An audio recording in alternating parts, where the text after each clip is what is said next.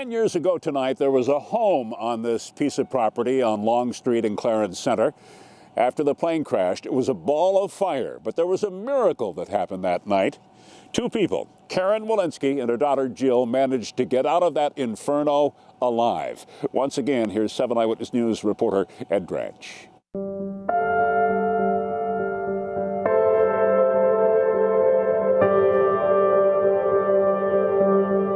From the time I actually heard that sound and thinking that it might be a plane, it might crash, all of a sudden it was us. My daughter, please!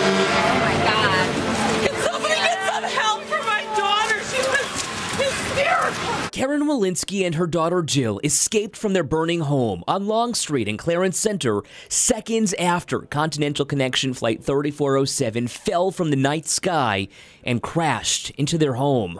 You know, with all the tragedy that night, all the loss of life, I mean, there was a miracle. Jill and I survived, and that's pretty amazing when you think about it. Her husband, Doug, was also inside. He was among the 50 killed, often referred to as the one on the ground. The reality of the 10-year anniversary kind of puts it in perspective a bit. I just think about all the things that, you know, Doug has missed in those 10 years, everything that's happened in 10 years. Karen and Doug would have celebrated their 40th wedding anniversary. They spent years in love. Their children made them grandparents. I am blessed that I have my children, my grandchildren, and a lot of good friends and support from people. That you still need that even 10 years later.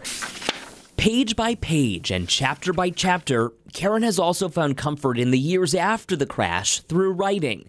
She sold about 1,000 copies of her book, One on the Ground, raising money for scholarships in Doug's name.